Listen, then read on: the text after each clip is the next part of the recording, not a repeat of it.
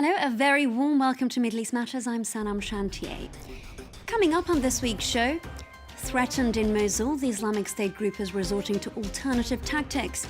The militants have littered the embattled city with mines and explosives.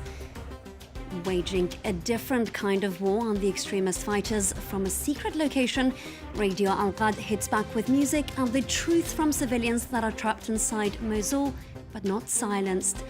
Also coming up, towns in northern Syria shed Arabised names adopted in the 1960s in favour of their traditional Kurdish ones. This as part of an ambitious project by local authorities.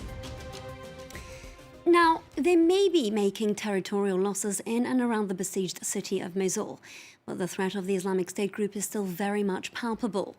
The militants have left behind a multitude of explosives. Our Eve Irvine takes a look at demining operations taking place under the watchful eye of Kurdish Peshmerga fighters.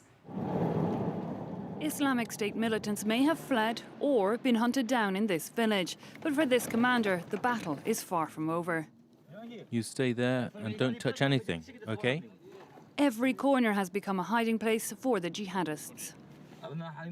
This house was their workshop. That's where they put their ammunition together. Prior to their departure, the Sunni fighters had planted mines and explosives in the surrounding areas. Today, these Peshmerga fighters face danger every step of the way. This was a booby trap set up by the Islamic State, which didn't explode. The detonator is right at the bottom.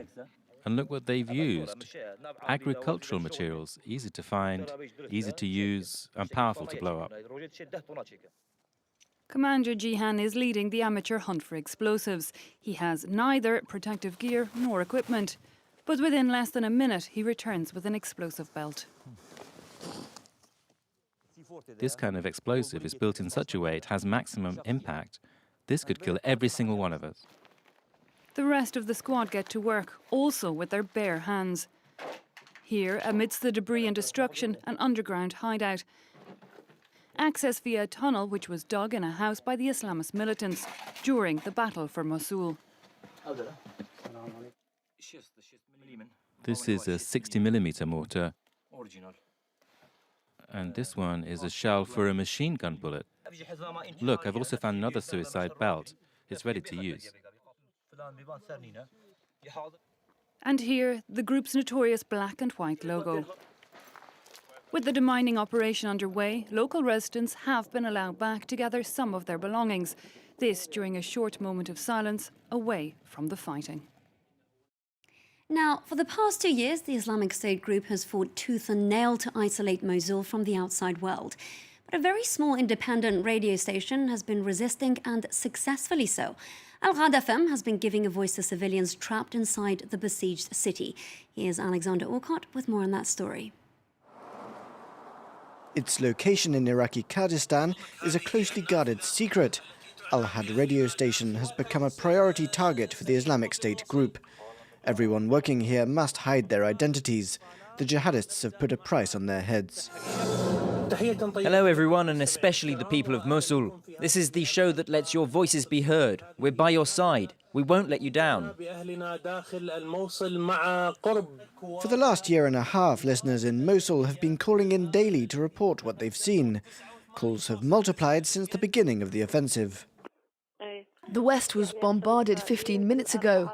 There were multiple explosions, but we don't know exactly what the damage is. What's it like for you now? We're holding on, thank God. I hope we'll soon be liberated. Amongst the calls, some people give information on the jihadist activities. I saw the IS group crossing the road and setting explosives, so the liberating forces should be careful coming into town. Besides that, the jihadists have people in the streets inspecting people's phones to see if they've been dialing numbers outside Mosul. Some of the information is very precise. Pictures sent into the station show the exact positions of IEDs placed on the road and roadblocks set up to hold back the Iraqi and Kurdish forces. The pictures totally contradict the IS group's latest propaganda videos that show life going on as normal in Mosul. The listeners give the crucial information, even though they risk their lives by doing so. Even listening to music is forbidden. It's so much fun. It helps them to get back to their normal lives and to the normal events that they are probably not allowed to do inside the city because Daesh don't want them to listen to music or songs. In their checkpoints, sometimes they follow people where even if you have your radio turned off, they will ask you to turn it on to see what was the last channel you were listening to. Radio Al-Had has become the voice of the people and the sound of resistance. To Syria's northern Hasaka province, where local authorities have launched an ambitious project, and that's giving towns and villages their Kurdish names back, which were changed into Arabic. The process started in the 1950s during a short-lived union between Damascus and Cairo and continued through to the following decade under the ruling Ba'ath Party. Luke Schrago has the story. Joldara has its name back. It means tree-covered plain in Kurdish and was for decades known as Shadra, meaning tree in Arabic. This is just one village among scores that local Kurdish authorities in northern Syria are putting back in touch with their roots, symbolically overturning decades of Ba'ath Party policy dating from the 1960s. When I was young, at school, our teacher forbade us from speaking our Kurdish language. They had objectives. They wanted to change our nation by changing the names of our villages, changing the language we spoke, changing everything. It denied the basic rights of some 3 million Syrian Kurds. Towns and cities renamed, land redistributed, children's names Arabised. Some people weren't even allowed to hold Syrian nationality. The procedure affected every aspect of their lives. Emisa Hejar is Kurdish for nutshot. They said we should change Hejar to make it into an Arabic name. They changed the names of the restaurants too. There was one called Shirin, and they said its name should become Tashrin. Many others were not accepted because they were Kurdish. Ever since government troops withdrew from Kurdish majority areas in 2012, local authorities have been pushing to regain some of their culture. Damascus is still using the Arabic versions of names in its own records, but for the Kurds, it's about a return to past origins. No Arabic name was translated into Kurdish. No Syriac name was translated into Kurdish. All the localities, villages and cities have simply regained their original names. It's a physical manifestation of hardening reality on the ground in northern Syria. The Kurds declared the existence of the federal region of Rojava in March, an autonomous area under their control that stretches over the border into Iraq. However, the area is still home to numerous Arab inhabitants, and the spectre of potential tension between them and the Kurds has left mounting concerns both in Syria and beyond. Let's end with a look at the stories that have been making waves across the Middle East this week. And joining us in the studio, we have Haxi Myers-Belkin. Haxi, thank you very much for joining us. You're going to kick this off with some very powerful images out of Iraq. Absolutely. So this footage was shot by our reporters in Bartella, a village liberated from the Islamic State group on the 20th of October. It lies 20 kilometres to the east of Mosul, the jihadist stronghold, of course, that's currently the focus of an intense offensive by the US-led coalition. Now, these men belong to a Christian militia that's part of a group called the Nivana Plain Protection Units, after fighting alongside Kurdish militias to defeat Islamic State group militants. They were able to return to their village. Now, as you can see here, one of the first things these soldiers did was to create a makeshift cross out of 2 pieces of wood and place it high up on the church.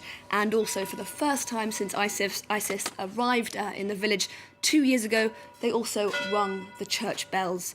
Now, in the spring of 2014, when the Islamic State group arrived in the region, religious and ethnic minorities were forced to flee, including, of course, Yazidis and Christians. The group set about destroying all non-Sunni places of worship, and as you can see, this church wasn't spared. It's worth mentioning that while these Christian Iraqis may be delighted to finally return to Bartella, they've said they'll only start bringing their family members back to the town once Mosul too has been recaptured.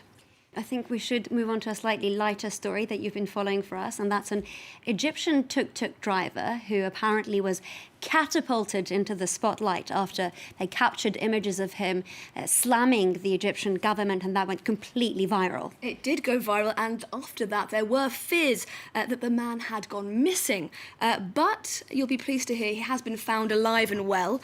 On the 12th of October, a pro-government TV channel broadcast a video of the driver ranting about how if you see Egypt on the television, it looks like Vienna, but that in fact Egypt has become, and I'm quoting here, a cousin to Somalia, and that since the 2014 election, food shortages and mass poverty have become the norm. Now, 3 days later, in response to that video, President Abdel Fattah al-Sisi called on the media to act in the best interests of the country and to be wary of social media outlets that, quote, can be used by foreign agents trying to weaken the country from the inside. The tuk-tuk driver then went off the radar, and actually the video was taken offline to the alarm of Egyptian free speech activists.